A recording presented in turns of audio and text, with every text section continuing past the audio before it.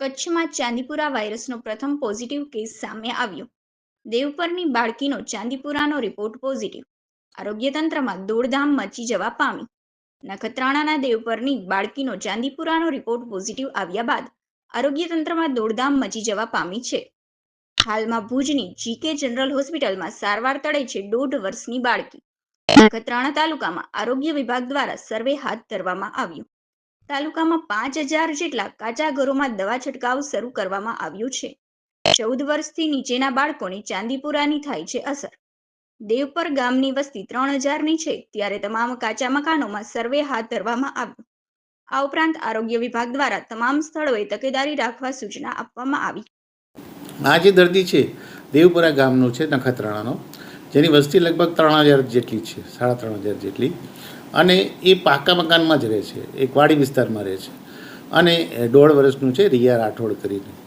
એને 18મી તારીખે પ્રાઇવેટ હોસ્પિટલમાં લઈ ગયા, દેવાશીષને ત્યાં હોસ્પિટલમાં, અને ત્યાંથી એ લોકોએ રિફર કર્યો અહીંયા. 19મી અહીંયા સવારે આવી ગયું, અને ત્યારથી પેશન્ટ અહીંયા આપણી પાસે જીકે જનરલ હોસ્પિટલમાં જ છે. અત્યારે સવારે બી મેં વાત કરી છે, અત્યારે સ્ટેબલ છે, પણ એને ખેંચ ને બધું આવે છે, પોઝિટિવ છે, ચાંદીપુરા પોઝિટિવ છે. ગઈ 19 તારીખે આપણે સેમ્પલ મોકલ્યું એનું, અને કાલ રાતે આપણને એનું રિઝલ્ટ મળ્યું જે પોઝિટિવ આવ્યું છે. અને આપણે એ ગામના જેટલા બી 37 મકાનો છે, કાચા મકાનો, એની અંદર ઇન્ડોર રેસિડ્યુઅલ સ્પ્રે તો કરી દીધું છે, જેમાં આલ્ફા સાયપરમેથ્રિન વપરાય છે. સાથે સાથે બહારની જેટલી બી સાઈડો છે એ બધી જગ્યાએ મેલેથિયોનનું 5%નું છંટકાવ કરવાનું હોય છે, ડસ્ટિંગ કરવાનું હોય છે.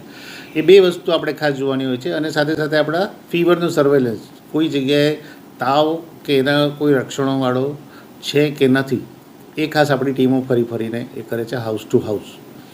અને ખાસ જે કહેવાય કે અત્યારે પાણીજન્ય રોગો અને બીજા બધા જે મચ્છરજન્ય રોગોને એ બધું ન થાય એના માટે આપણી જે ટીમો છે એ સતત જાગૃત લોકોને કરતી રહે છે.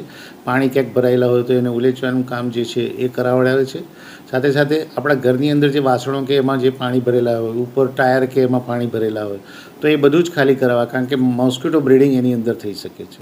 અત્યારે ઇન્ડોર રેસિડ્યુઅલ સ્પ્રેની જ વાત કરું છું કે એ જ આપણે ખાસ કરીને કરવામાં આવી છે. બધી જગ્યાએ આપણે જે કહેવાય કે પ્રાઇવેટના જે ડૉક્ટર્સ છે એની પણ આપણે CME કરી, IAP જોડે ભુજમાં 18મી તારીખે સાંજે કરી, 19 તારીખે ગાંધીધામમાં કરી, અને 20 તારીખે IMA અને IAP બંનેની સંયુક્ત આપણે રિજેન્ટા હોટલમાં અહીંયા કરી હતી.